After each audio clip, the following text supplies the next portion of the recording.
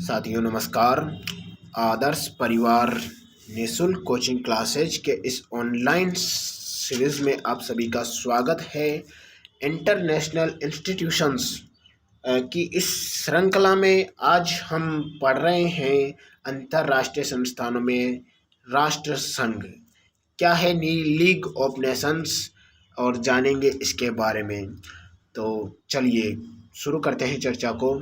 League of Nations, सबसे पहले आप इस लोगो को देख पा रहे होंगे। लीग ऑफ नेशंस का एक स्टार के रूप में बनाया गया। काफ़ी मशक्क़तों के बाद ये लोगों को स्वीकार किया गया। जब इसको स्वीकार किया गया तब तक इसका अस्तित्व धीरे धीरे कमज़ोर होता चला गया।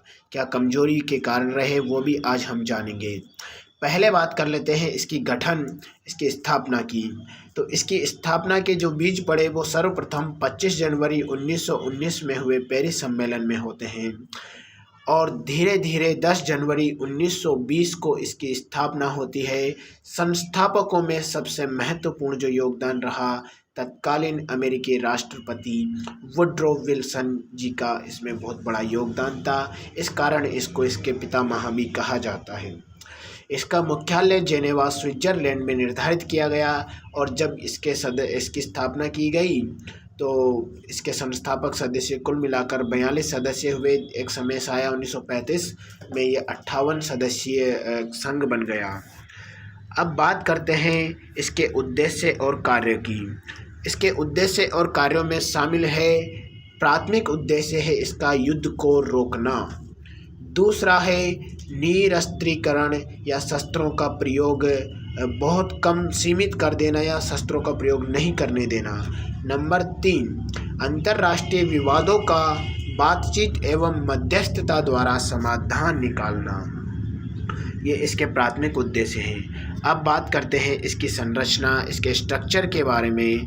तो इसकी संरचना या स्ट्रक्चर की बात करें तो इसके प्रधान अंग या इसकी मेन बॉडी में पहला है सभा, जिसको हम बोलते हैं असेंबली।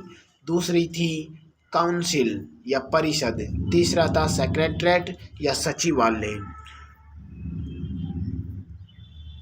साथियों, अब इससे संबंधित संस्थानों की बात करें तो कुछ संस्थान उस समय पे तत्कालीन इससे संबंधित थे, जैसे वर्तमान में आपके यूएनओ यूनाइटेड नेशंस ऑर्गेनाइजेशन से संबंधित है।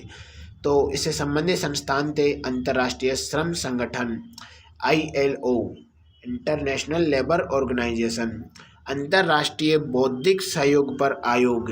यूनेस्को के पहले जो संस्थान था वह भी इससे संबंधित था, बाद में वह यूनेस्को में कन्वर्ट हो गया। अंतर्राष्ट्रीय न्याय का स्थायी न्यायालय, जो वर्तमान का इंटरनेशनल कोर्ट ऑफ जस्टिस है, उससे पहले जो था वह अंतर्राष्ट्रीय न्याय का स्थायी न्यायालय बना था। अगला है स्वास्थ्य संगठन। ये वर्ल्ड हेल्थ ऑर्गेनाइजेशन के पहले का या पूर्ववर्ती संस्थान था। ऐसे ही यूनाइटेड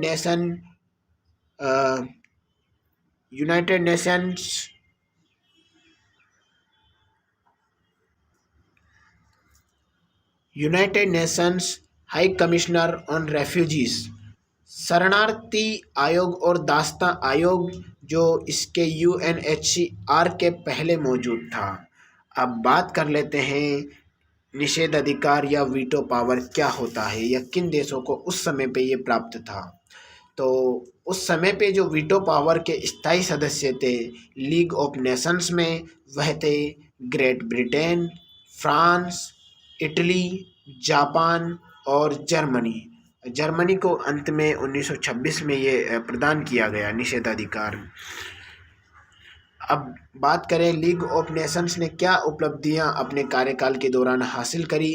तो अचीवमेंट्स में पहला है कई शांति, समाधान और मध्यस्थता के प्रयास इनके द्वारा किए गए, जैसे कि 1921 का यूनान यूगोस्लाविया विवाद में इसने काफ़ी मध्यस्थता की भूमिका निभाई। 1922 का फिनलैंड स्वीडन विवाद में इसकी महत्वपूर्ण भूमिका रही।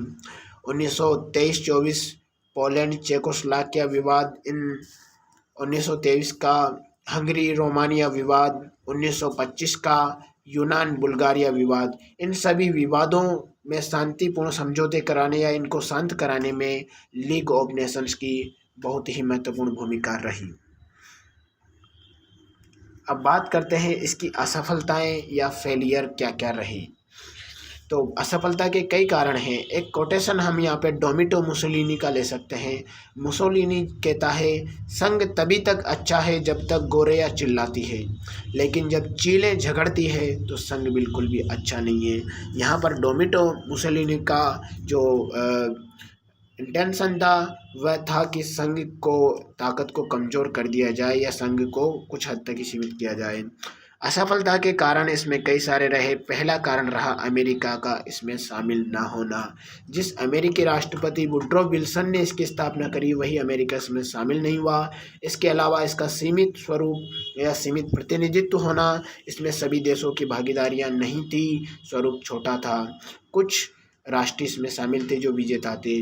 विश्वास और आपसी सहयोग की कमी भी एक बहुत महत्वपूर्ण भूमिका में रही। इसके अलावा नियमों का उल्लंघन भी एक मुख्य कारण बना असफलता में। इसके ही सदस्यों ने जिन्होंने नियम बनाए उन्होंने कानूनों की अवहेलनाएं की गई और कई देशों ने इसे सदस्यताएं वापस ले ली। ये भी इसके सफलता के प्रमुख कारण साबित हुए। दोस्तों, आदर्श परिवार निःशुल्क कोचिंग क्लासेज से जुड़ने के लिए आप इन नंबरों पर संपर्क कर सकते हैं। तो फिर मिलेंगे किसी नए टॉपिक के साथ में। तब तक बढ़ाते हैं पूर्णता की ओर निरंतर उत्साह से कदम। धन्यवाद आप सभी का।